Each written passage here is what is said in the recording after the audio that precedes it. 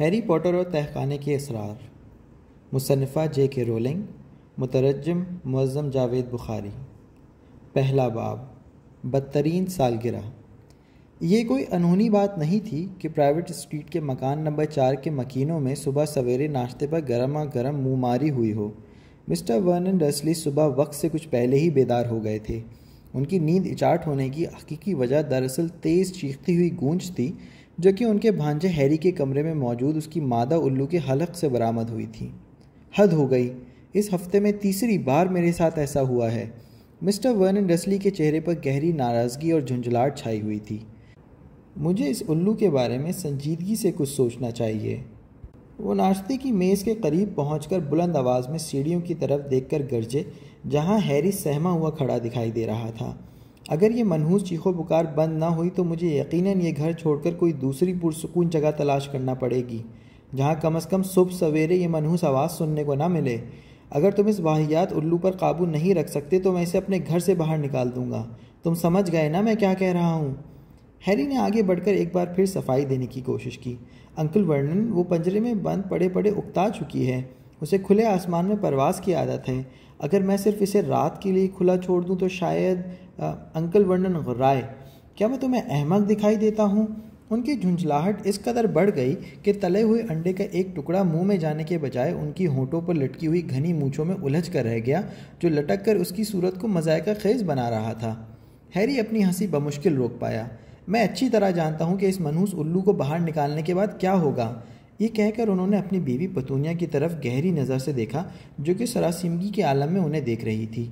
ابھی ہیری جواب دینے کا سوچ ہی رہا تھا کہ عین اسی وقت ان کے لاڈلے اور منہ پھٹ بیٹے ڈڈلی کی زوردار ڈکار کمرے کی فضا میں گونج اٹھی۔ ہیری کو یوں لگا جیسے اس کے الفاظ آپس میں گڈمڈ ہو کر رہ گئے ہوں۔ مجھے ابھی اور ناشتہ کرنا ہے، ڈڈلی کی چیختی ہوئی آواز سنائی دی۔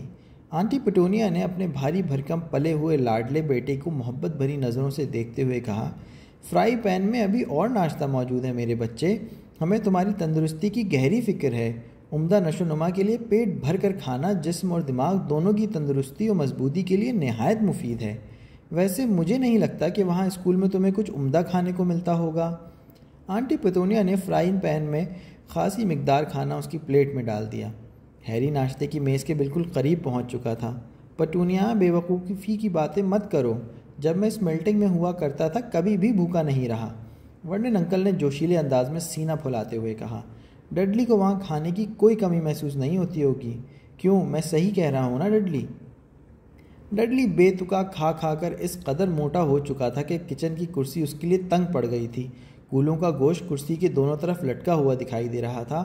وہ اپنے باپ کی بات سن کر للچائی نظروں سے پلیٹ میں گاڑے مسکرا رہا تھا۔ مجھے فرائی پین اٹھا کر دو، ڈڈلی یکدم ہیری کی طرف مڑ کر تہمکانہ انداز میں غرایا۔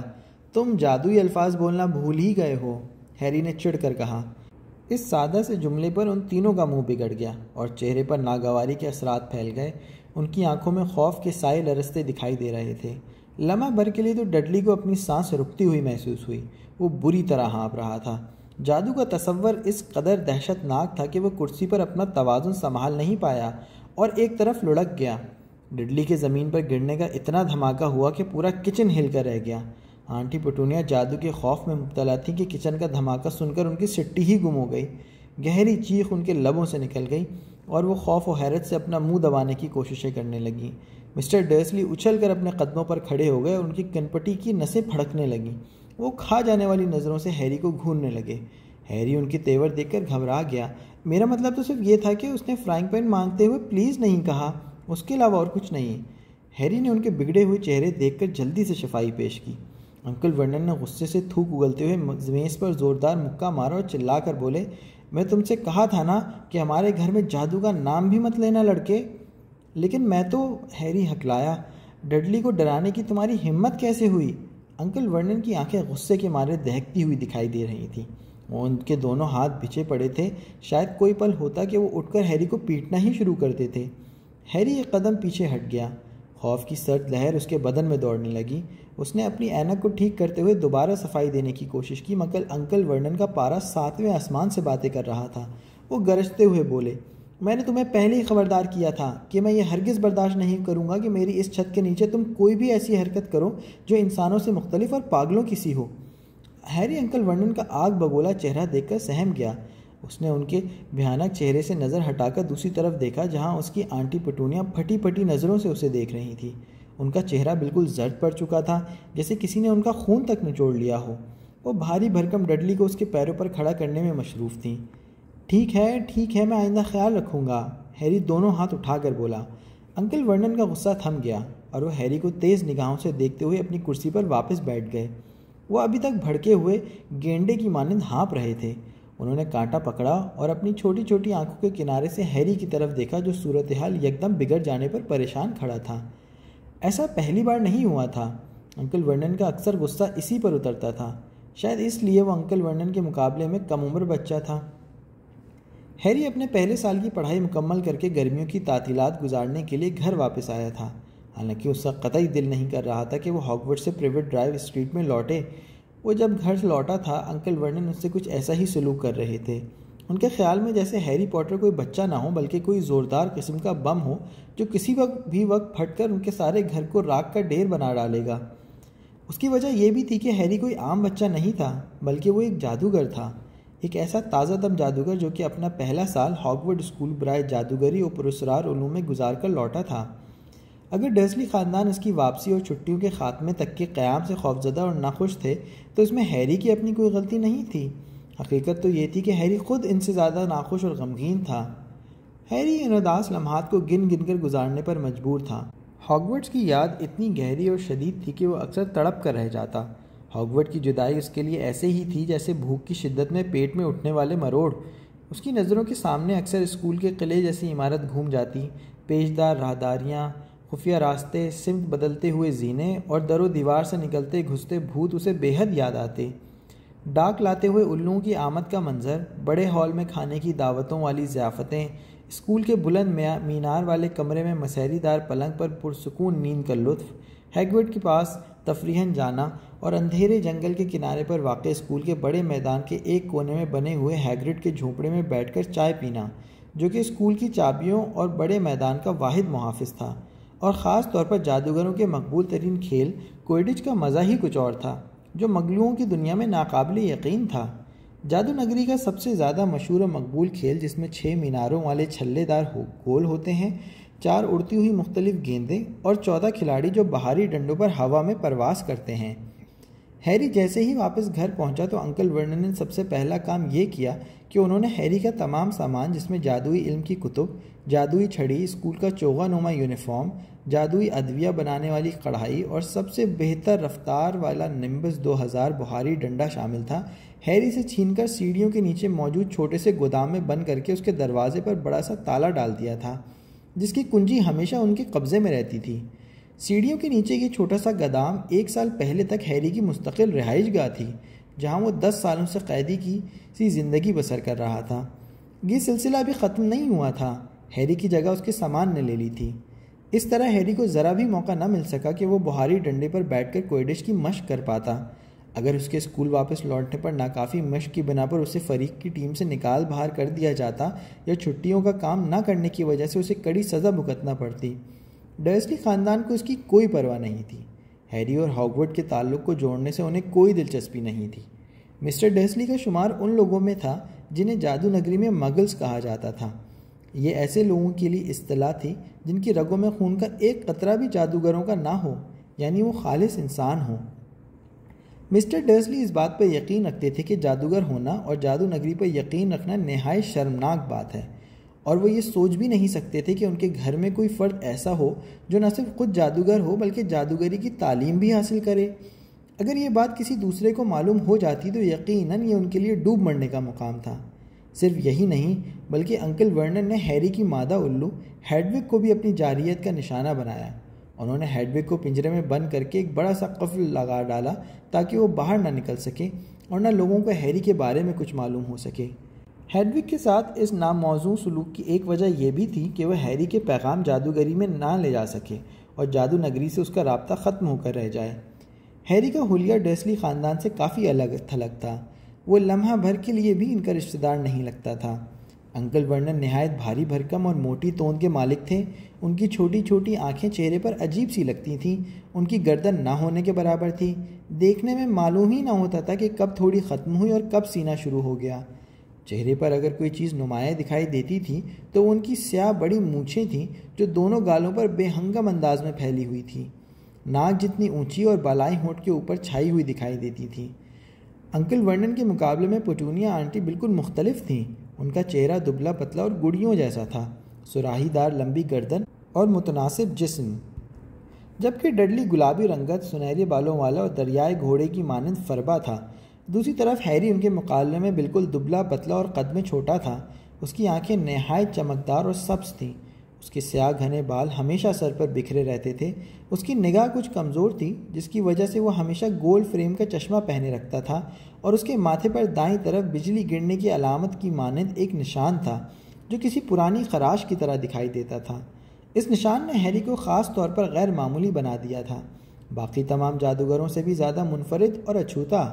اس کی وجہ یہ تھی کہ یہ نشان اس کے بھیانک اور پوشیدہ ماضی کی خاص علامت تھی، جو یہ واضح کرتا تھا کہ ہیری کا ماضی المناک حادثے سے دوچار رہا تھا، اور جس کے باعث ہی اسے 11 سال پہلے ڈیسلی خاندان کی چوکھٹ پر چھوڑ دیا گیا تھا۔ صرف 1 ہی سال کی عمر میں ہیری جانے کیسے جادوئی دنیا کے سب سے بڑے شیطانی جادوگر لارڈ وولڈیمورٹ کے جادوئی شکنجے سے بچ گیا تھا۔ آج بھی زیادہ تر جادوگر اور جادوگرنیاں اس کا نام لینے سے خوف سے ہچکچاتے ہیں۔ لارڈ وولڈیمورٹ کے شیطانی وار کی تاب نہ لا کر ہیری کے ماں باپ موقع پر بھی دم توڑ گئے تھے، لیکن ہیری عالم شیر خواری میں ماتھے پر بجلی گرنے جیسا نشان لیے نہ صرف بچ گیا تھا، بلکہ اس کے ساتھ ہی وولڈیمورٹ مزید پراسراریت کے سمندر میں ڈوب گیا تھا۔ کوئی یہ نہیں جانتا تھا کہ ہیری کیوں کر بچ گیا، یہ سب کیسے ہو گیا، بس لوگوں کو یہی معلوم تھا کہ وہ بچہ جو بچ گیا۔ اسی نام کے ساتھ ہیری پوری جادوئی دنیا میں معروف و مقبول تھا۔ جس لمحے وولڈیمورٹ ہیری کو مارنے میں ناکام رہا، ٹھیک اسی لمحے اس کی تمام شیطانی قوتیں جل کر بھسم ہو گئیں اور وہ منظر سے یکلخت غائب ہو گیا۔ کوئی نہیں جانتا تھا کہ وہ اب کہاں ہے اور کس حال میں ہے۔ جادو نگری کے کچھ جادوگروں کو یہ یقین تھا کہ وولڈیمورٹ ہیری کے بچ جانے پر خود بھیانک موت کی بھینٹ چڑھ چکا ہے، مگر حقیقت کسی کو معلوم نہ تھی۔ ہر کوئی قیاس اور مفروضوں کے گرداب میں پھنسا ہوا تھا۔ ہیری اس بھیانک حادثے کے بعد دنیا میں تنہا رہ گیا تھا۔ اسے اس کی خالہ پتونیا کے گھر میں چھوڑ دیا گیا۔ پتونیا اور ورنن نے نہ چاہتے ہوئے بھی اس یتیم بچے کو 10 سال تک سہارا دیے رکھا۔ ہیری کو ڈرسلی خاندان میں رہتے ہوئے 10 سال کا عرصہ گزر چکا تھا۔ اسے کبھی اس بات کی سمجھ نہ آ پائی کہ اس کے گرد و نواح میں عجیب و غریب واقعات کیوں کر رونما ہوتے رہتے ہیں۔ ہیری کو ڈرسلی افراد نے یہ کبھی نہیں بتایا کہ حقیقت کیا ہے۔ اسے ان کی اس بات پر یقین آ چکا تھا کہ اس کے والدین ایک کار حادثے میں جاں بحق ہو چکے تھے۔ اس جان لیوا حادثے میں نہ صرف ہیری بچ گیا تھا، بلکہ اس کے ماتھے پر گہری خراش کا نشان باقی رہ گیا جو محض کار حادثے کی نشانی تھا۔ ہیری اپنے والدین کی موت کے بعد ان کے رحم و کرم پر پرورش پا رہا تھا۔ گزشتہ سال جب ہیری اپنی 10ویں سالگرہ منا رہا تھا، ٹھیک اسی وقت ہیگرڈ اس کی زندگی میں داخل ہوا اور اس نے تمام سچائی اس کے سامنے کھول کر رکھ دی۔ ہیری اس سچائی کو سننے کے بعد کئی لمحوں تک ہکا بکا رہا۔ اسے یقین نہیں آیا کہ اس کی آنٹی اور انکل نے اتنی بڑی بات اس سے چھپا رکھی تھی۔ جادوگری کے اسکول ہاگورڈ سے اس کے نام ایک خط آیا جس میں اسے وہاں فوری داخلہ لینے کی ہدایت کی گئی تھی۔ اس طرح ہیری 1 سال پہلے ہاگورڈ اسکول میں پڑھنے کے لیے چلا گیا، جہاں وہ خود اور اس کا نشان دونوں ہی نہایت مشہور تھے۔ ہر کوئی اس کے بارے میں جانتا تھا اور اس سے ملنے اور ہاتھ ملانے کو بڑی اہم بات سمجھتا تھا۔ 1 سال کی تعلیم مکمل ہونے پر اسکول میں امتحانات کے بعد تعطیلات شروع ہو گئی تھیں، جس پر ہیری کو مجبوراً ڈرسلی گھرانے میں واپس لوٹنا پڑا تھا۔ اسکول بند تھا اور دنیا میں ڈرسلی گھرانے کے علاوہ اس کا کوئی اور زندہ رشتہ دار نہیں تھا، لیکن ڈرسلی گھرانے میں اس کے ساتھ ایسا برا سلوک کیا گیا جیسے وہ کوئی آوارہ کتا ہو جو کسی گندگی کے ڈھیر پر لوٹ کر واپس آیا ہو۔ ڈرسلی گھرانہ ہیری سے اس قدر بے خبر ہو چکا تھا کہ ان میں سے کسی کو یہ تک یاد نہیں رہا کہ آج ہیری کی 12ویں سالگرہ کا دن ہے۔ ہیری کو بخوبی معلوم تھا کہ ان سے کوئی اچھی امید وابستہ رکھنا فضول تھا۔ وہ ہیری کے معاملے میں بے حس اور خودغرض واقع ہوئے تھے۔ ان کی یہ مہربانی کافی تھی کہ انہوں نے اتنے برس تک ہیری کو ساتھ رکھ چھوڑا تھا۔ ڈرسلی گھرانے کے افراد نے اس کی سالگرہ پر تحفہ دینا تو دور کی بات، کبھی کیک تک نہیں لا کر دیا تھا۔ وہ اسی طرح چشم پوشی کر جاتے تھے جیسے ان کے درمیان ہیری کا کوئی وجود ہی نہ ہو۔ جیسا کہ ہم سب جانتے ہیں کہ آج بہت ہی خاص اور اہم دن ہے، انکل ورنن نے کھنکار کر اپنی مونچھوں کو ہونٹوں سے دور دھکیلتے ہوئے کہا۔ ہیری نے چونک کر ان کی طرف دیکھا۔ لمحہ بھر کے لیے اسے انکل ورنن کا جملہ سن کر اپنی سماعت پر یقین نہیں آیا۔ آج کے دن میں اپنی زندگی کا سب سے بڑا سودا کروں گا، انکل ورنن نے دونوں ہاتھوں کو آپس میں بھینچ کر کہا۔ ان کا چہرہ مسرت سے دمک رہا تھا۔ ہیری کو ان کی بات سن کر مایوسی ہوئی اور اس نے اپنی توجہ ہاتھ میں پکڑے ہوئے ٹوسٹ کی طرف مبذول کر لی۔ وہ آہستگی سے ٹوسٹ کھانے میں مشغول ہو گیا۔ اس کی سماعت میں انکل ورنن کی جوشیلی آواز گونج رہی تھی، جو کہ آج ہونے والی پرتکلف ڈنر پارٹی کے بارے میں بات کر رہے تھے۔ ہیری کے لیے یہ کوئی نئی بات نہیں تھی، کیونکہ وہ گزشتہ 15 دنوں سے اس بارے میں مسلسل سن رہا تھا۔ انکل ورنن صرف اسی موضوع پر گفتگو کرتے آ رہے تھے۔ ہیری کو معلوم ہو چکا تھا، ایک مالدار ٹھیکیدار اپنی بیوی کے ہمراہ ڈیسلی گھرانے میں مدعو تھا جو آج آنے والا تھا۔ انکل ورنن کو اس ٹھیکیدار سے کافی توقعات وابستہ تھیں۔ وہ یقیناً ڈیسلی کمپنی کو کثیر مقدار میں کام دے گا جو بھاری منافع کا موجب ہوگا۔ انکل ورنن کی کمپنی کھدائی کا کام کرتی تھی۔ چلو سب لوگ ایک بار پھر اپنی اپنی ذمہ داریوں کی ریہرسل کر لیں۔ ہم لوگ ٹھیک 8 بجے اپنی اپنی جگہ پر چاق و چابند موجود ہوں گے۔ پتونیا تم رہو گی یہاں بیٹھک میں، انکل ورنن نے کمرے کا بھرپور جائزہ لیتے ہوئے کہا۔ بالکل، میں اپنے گھر میں مہمانوں کو خوش آمدید کہنے کے لیے ہمتن تیار، آنٹی پٹونیا جلدی سے بولی۔ ان کا چہرہ خوشی سے کھلا دکھائی دے رہا تھا۔ بہت خوب، انکل ورنن نے تعریفی انداز میں کہا۔ اور ڈڈلی بیٹے تم؟ دروازہ کھلنے کے انتظار میں اس کے بالکل قریب ڈڈلی نے اپنے چہرے پر بناوٹی اور بھونڈی سی مسکراہٹ سجاتے ہوئے جواب دیا۔ خوش آمدید مہمان انکل اور آنٹی، اپنے نفیس کوٹ مجھے سونپ دیجیے تاکہ میں انہیں سنبھال کر رکھ دوں۔ یقیناً وہ یہ سوچنے پر مجبور ہو جائیں گے کہ کتنا پیارا بچہ ہے، آنٹی پٹونیا اپنے لاڈلے بیٹے کے جواب پر مسرور ہو کر فوراً بولی۔ ان کے چہرے پر ممتا کے گہرے جذبات پھیلے ہوئے دکھائی دے رہے تھے۔ شاباش میرے ہونہار ڈڈلی، انکل ورنن کا لہجہ خاصا جوشیلا تھا۔ اچانک ان کی نگاہ ہیری پر پڑی تو منہ ایسے بگڑ گیا جیسے منہ میں کڑوی گولی اتر آئی ہو۔ اور تم؟ وہ ہیری کی طرف متوجہ ہو کر غرائے۔ آنٹی پٹونیا نے بھی ہیری کی طرف ناگواری سے دیکھا۔ اپنے بیڈ روم میں، بالکل چپ چاپ، جیسے اس گھر میں میرا کوئی وجود ہی نہیں، ہیری نے بے ڈھپ طور پر جواب دیا۔ بالکل ایسا ہی ہونا چاہیے، انکل ورنن نے برا سا منہ بنا کر اس کی طرف گھورتے ہوئے تنبیہ کی۔ اس کے بعد وہ پتونیا سے مخاطب ہوئے۔ پتونیا، میں ان لوگوں کو دروازے سے لے کر بیٹھک میں پہنچاؤں گا اور ان کے لیے تازہ مشروب بنا کر انہیں پیش کروں گا، ٹھیک 8:15 بجے۔ میں کہوں گی کہ ڈنر بالکل تیار ہے، آنٹو پٹونیا نے آنکھیں گھما کر کہا۔ اور ڈڈلی بیٹے تم کیا بولو گے؟ میسن آنٹی، آئیے میں ڈرائنگ روم تک آپ کی رہنمائی کروں، ڈڈلی نے اپنا توانا بازو ہوا میں ایک طرف لہراتے ہوئے ایک فرضی عورت سے کہا۔ اوہ میرا بے عیب بھلا مانس بچہ، آنٹی پتونیا نے ناک سے سوں سوں کرتے ہوئے کہا۔ اور تم؟ انکل ورنن نے ایک بار پھر ہیری کی طرف کھا جانے والی نگاہوں سے دیکھتے ہوئے دریافت کیا۔ ان کے چہرے کی رگیں یکا یک کھنچ گئیں۔ اپنے بیڈ روم میں، بالکل چپ چاپ، جیسے اس گھر میں میرا کوئی وجود ہی نہیں، ہیری نے دوبارہ رٹا ہوا جملہ دھیمے انداز میں دہرایا۔ اس کا چہرہ بالکل سپاٹ دکھائی دے رہا تھا۔ بالکل ایسا ہی کرنا، سمجھے؟ انکل ورنن نے لفظ چباتے ہوئے کہا۔ ڈنر کے دوران ہمارا طریقہ کار کچھ یوں ہوگا، ہم لوگ ان کی تعریفوں کے پل باندھیں گے۔ پتونیا تم اس موقع پر کیا کہو گی؟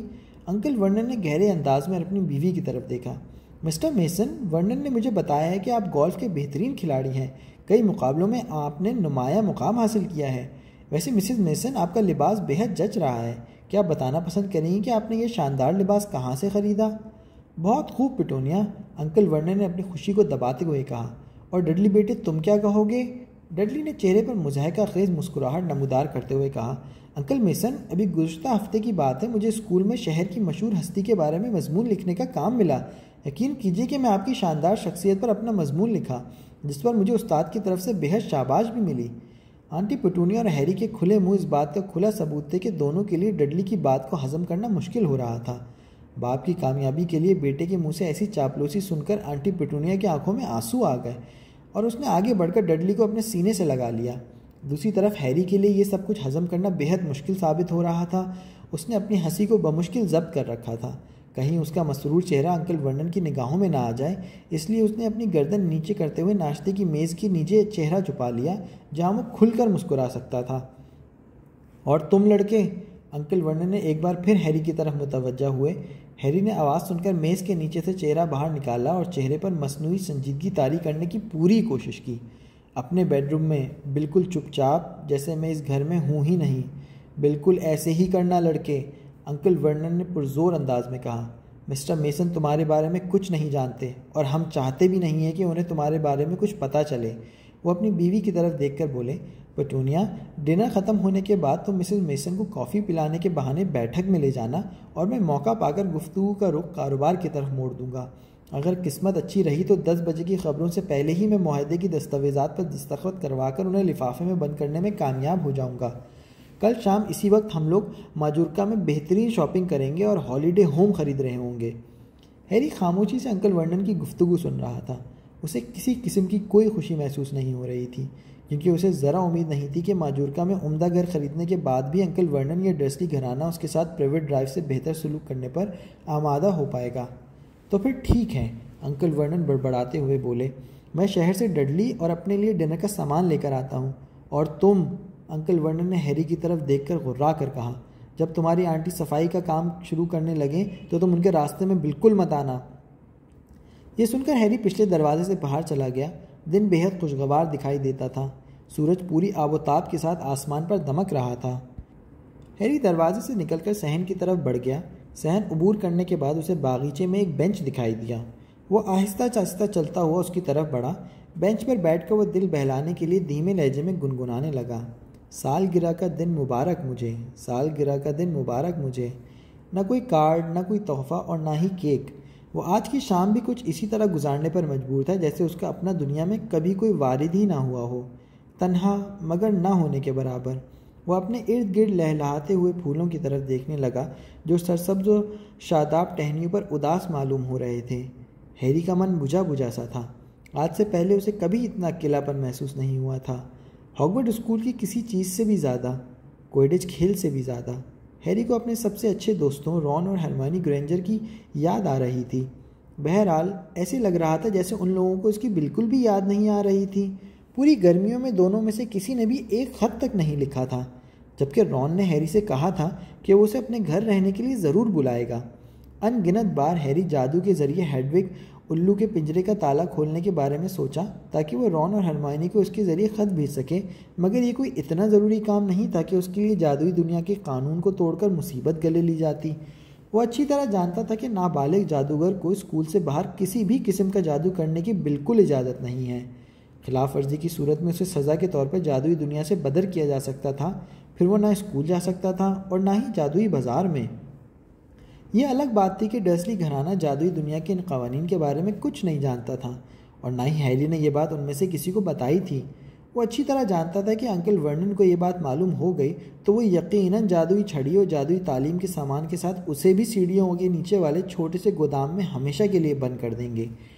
یہ مختصر سی آزادی صرف ڈر کی وجہ سے ہیری کو ملی تھی، کیونکہ تمام ڈرسلی افراد کسی گندے بھنورے میں تبدیل ہونا بالکل پسند نہیں کرتے تھے۔ ڈرسلی گھرانے میں لوٹنے کے 2 ہفتے بعد تک ہیری اناپ شناپ جادوئی کلمات بولتا رہا، اور جب ڈڈلی اپنی جان چھڑا کر تھل تھلے پیروں کے ساتھ کمرے سے باہر بھاگتا تب اسے بہت مزہ آتا تھا۔ لیکن رون اور ہرمائنی کی لمبی خاموشی کی وجہ سے ہیری اب خود کو جادوئی دنیا سے اتنا الگ تھلگ محسوس کر رہا تھا کہ اسے ڈڈلی کو تنگ کرنے میں بھی مزہ نہیں آتا تھا۔ ہیری کو بےحد دکھ ہو رہا تھا کہ اس کے سب سے اچھے دوست رون اور ہرمائنی نہ صرف خط لکھنا بھول چکے تھے بلکہ اب تو وہ اس کی سالگرہ کو بھی فراموش کر گئے تھے۔ اگر اس لمحے اسے ہاگورڈ اسکول سے کوئی خط مل جاتا یا کسی بھی دوست کا رابطہ قائم ہو پاتا تو وہ مارے خوشی کی الو کو ہر وہ چیز دے دیتا جو اس سے طلب کرتا۔ وہ اس قدر یاسیت میں ڈوب چکا تھا کہ اسے اپنے سب سے بڑے حریف ڈریکو میلفوائے کی صورت بھی دیکھنے کو مل جاتی تو وہ یقیناً خوش ہو جاتا، کیونکہ 1 سال پہلے کی زندگی سے اتنا سرشار ہو چکا تھا کہ اسے کبھی کبھی یہ خوف محسوس ہونے لگتا تھا کہ کہیں یہ سب کچھ خواب نہ بن جائے۔ یہ الگ بات تھی کہ ڈرسلی گھرانہ حقیقت بن کر اسے بری طرح ڈس رہا تھا۔ ایسا بھی نہیں تھا کہ ہیری ہاگورڈ اسکول میں گزشتہ سال میں شرارتیں ہی کی ہوں۔ سال کے آخری ایام میں اس نے کسی اور کا نہیں بلکہ سب سے بڑے شیطانی جادوگر لارڈ وولڈیمورٹ کا سامنا کیا تھا۔ کیونکہ وولڈیمورٹ پہلے جیسا طاقتور اور مضبوط نہیں تھا اس لیے ہیری کو نقصان نہیں پہنچا پایا، لیکن یہ حقیقت تھی کہ وہ اب بھی بےحد ڈراؤنا دکھائی دیتا تھا۔ وہ اب بھی نہایت چالاک تھا۔ وہ اب بھی دوبارہ کھوئی ہوئی تمام جادوئی قوتوں کو حاصل کر کے طاقتور اور مضبوط بننے کی جی توڑ کوشش میں مصروف تھا۔ لارڈ وولڈیمورٹ کو ایک بار پھر منہ کی کھانی پڑی تھی، کیونکہ ہیری 11 سال پہلے کی طرح ایک بار پھر اس کے چنگل سے بچ نکلا تھا۔ یہ الگ بات تھی کہ اس بار اسے بچ نکلنے میں کافی جد و جہد کرنا پڑی اور وہ موت کے منہ میں جا کر لوٹ آیا تھا۔ حالانکہ یہ حادثہ کئی ہفتے پرانا ہو چکا تھا، لیکن وہ اب بھی اس کی ہولناک یادوں کی وجہ سے رات کو سوتے ہوئے ہڑبڑا جاتا تھا۔ اور اس کا پورا بدن ٹھنڈے پسینے میں ڈوب جاتا تھا۔ پھر اس کی بقیہ رات اسی خوف میں بیت جاتی کہ اس وقت وولڈیمورٹ جانے کہاں چھپا ہوا ہوگا اور اپنی کھوئی ہوئی قوتوں کے حصول کے لیے جانے کون سا کھیل رچایا بیٹھا ہوگا۔ کبھی کبھار تو وولڈیمورٹ کا وجود اسے اپنے کمرے میں ہی محسوس ہوتا اور وہ خوف کے مارے اس کی گھگی بن جاتی۔ ہیری کی نظروں کے سامنے اکثر وولڈیمورٹ کا بدصورت سرخ اور خوفناک چہرہ آ جاتا اور اس کی بڑی بڑی غصے سے بھری ہوئی آنکھیں خود کو گھورتے ہوئے محسوس ہوتیں۔ ہیری باغیچے کے بینچ پر بیٹھا بے خیالی سے باڑ میں لگی ہوئی جھاڑیوں کو خالی نظروں سے دیکھ رہا تھا کہ وہ اچانک ٹھٹک سا گیا۔ اسے یوں محسوس ہوا جیسے جھاڑیوں میں کوئی چھپا ہوا اسے گھور رہا ہو۔ ہیری تن کر بیٹھ گیا۔ اس نے دو بڑی بڑی سبز آنکھوں کو دیکھ لیا تھا جو جھاڑیوں کے پتے کے درمیان ابھری ہوئی دکھائی دے رہی تھی۔ ہیری اچھل کر کھڑا ہو گیا۔ ٹھیک اسی وقت صحن کی دوسری سمت سے ایک چڑھانے کی آواز اس کی سماعت میں اترتی چلی گئی۔ میں جانتا ہوں آج کون سا دن ہے۔ ہیری نے دیکھا کہ ڈڈلی بطخ جیسی چال چلتے ہوئے اس کی طرف بڑھ رہا تھا۔ کیا؟ ہیری نے پوچھا۔ اس کی نظریں ابھی تک جھاڑیوں کے پتے میں دکھائی دینے والی آنکھوں پر مرتکز تھیں جو بدستور اسے گھورتی ہوئی دکھائی دے رہی تھیں۔ پھر پتوں نے اپنی پلکیں جھپکائیں اور دو موٹی موٹی آنکھیں نظروں سے اوجھل ہو گئیں۔ ہیری اس بارے میں کچھ بھی نہیں سمجھ پایا تھا۔ اسے ڈڈلی کی آمد ناگوار گزری تھی۔ میں جانتا ہوں کہ آج کون سا دن ہے۔ ڈڈلی نے اس کے بالکل قریب آ کر طنزیہ انداز میں اپنا جملہ دہرایا۔ بہت خوب، چلو تمہیں اب ہفتے کے دنوں کے نام تو یاد ہو گئے۔ ہیری نے اس کے چہرے پر ایک نظر ڈالتے ہوئے کہا۔ میں جانتا ہوں کہ آج تمہاری سالگرہ کا دن ہے، ڈڈلی نے منہ بسور کر کہا، لیکن مجھے یہ بتاؤ کہ تمہیں کسی نے بھی مبارکباد کا کارڈ نہیں بھیجا؟ کیا اس عجیب سی جگہ جہاں تم پڑھنے کے لیے گئے تھے وہاں تمہارا ایک بھی دوست نہیں ہے؟ تمہارے لیے یہ زیادہ بہتر ہوگا کہ ان باتوں کو جاننے کی کوشش مت کرو جنہیں تمہارے والدین ناپسند کرتے ہیں۔ اگر تمہاری ممی کو یہ معلوم ہو گیا کہ تم میرے اسکول کے بارے میں بات کر رہے ہو تو وہ یقیناً تمہیں ڈانٹیں گی۔ ہیری نہایت اطمینان بھرے لہجے میں جواب دیا۔ ڈڈلی نے اپنے پتلون کو جھٹکے سے اوپر کی طرف کھینچا جو کہ اس کی بھاری بھرکم کمر سے کھسک کر نیچے اتر رہی تھی۔ تم جھاڑیوں کو کیوں گھور رہے تھے؟ ڈڈلی نے تجسس بھرے انداز میں پوچھا۔ میں یہ سوچ رہا تھا کہ ان میں آگ لگانے کے لیے سب سے اچھا جادوئی کلمہ کون سا ہوگا؟ ہیری نے پرسکون انداز میں جواب دیا۔ ڈڈلی یہ سن کر ہڑبڑاہٹ میں پیچھے کی طرف لڑکھڑاتے ہوئے ہٹا۔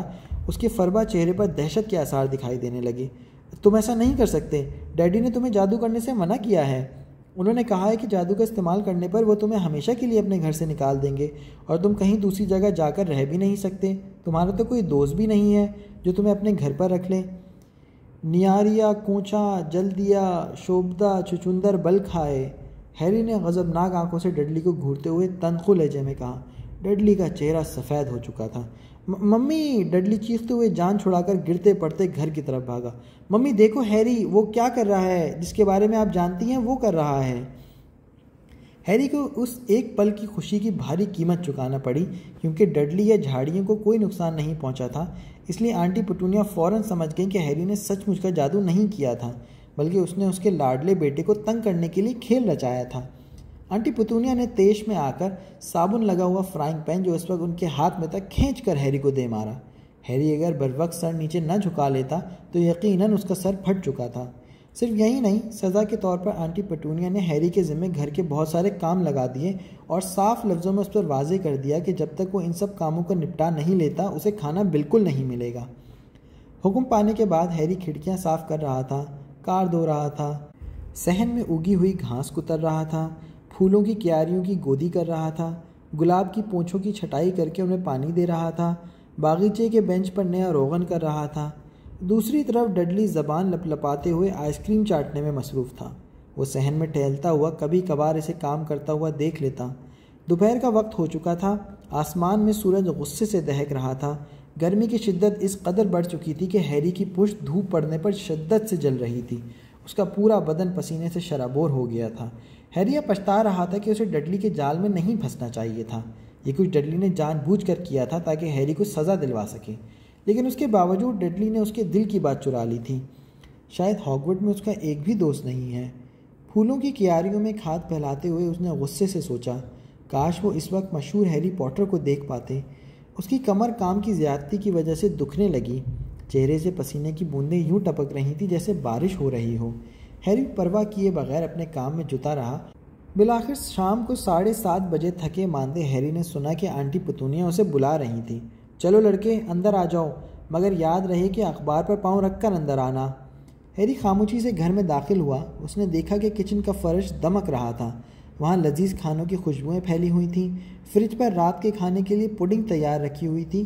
پھینٹی ہوئی کریم کا ایک بڑا برتن اور مٹھائی کا بڑا ڈبہ اوون میں مسالے دار گوشت بھون رہا تھا۔ جلدی آؤ، مسٹر میسن بس آتے ہی ہوں گے۔ آنٹی پیٹونیا نے اسے پھٹکارتے ہوئے کھانے کی میز کی طرف اشارہ کیا۔ وہاں ایک چھوٹی سی پلیٹ میں ڈبل روٹی کے 2 سلائس اور پنیر کا ایک ٹکڑا رکھا ہوا تھا۔ اس کے علاوہ پوری میز خالی تھی۔ جلدی جلدی کھانا کھا لو، آنٹی پیٹونیا نے تنک لہجے میں کہا۔ ہیری نے دیکھا کہ انہوں نے نارنجی رنگ کا کاکٹیل لباس پہن رکھا تھا جو یقیناً آج کی ڈنر پارٹی کے لیے خریدا گیا تھا۔ ہیری واش بیسن کی طرف بڑھ گیا۔ اس نے صابن سے ہاتھ دھوئے اور ہاتھ خشک کرتے ہوئے کھانے کی میز کی طرف بڑھ گیا۔ اس نے بے مزہ کھانے کو جیسے تیسے گلے سے نیچے اتارا۔ جس پر اس نے آخری لقمہ اٹھایا اسی لمحے آنٹی پیٹونیا نے جھپٹ کر اس کی پلیٹ ہٹا دی۔ چلو اپنے کمرے میں پہنچو، فوراً، آنٹی پیٹونیا نے تہمکانہ انداز میں کہا۔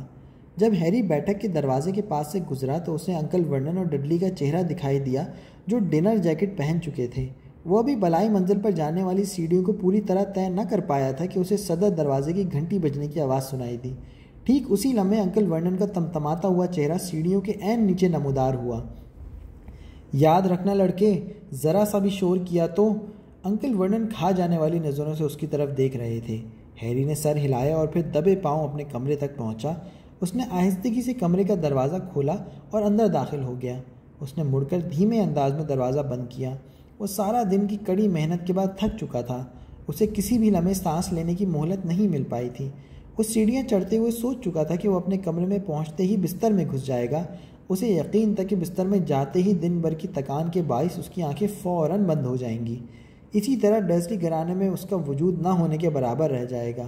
وہ تیزی سے اپنے بستر کی طرف بڑھا تاکہ اپنے پروگرام کو تکمیل تک پہنچا دے، مگر وہ اچانک ٹھٹک کر ہکا بکا کھڑا رہ گیا۔ اس کی آنکھیں حیرت سے پھٹی رہ گئی تھیں۔ اس کے بستر پر کوئی پہلے سے بیٹھا ہوا تھا۔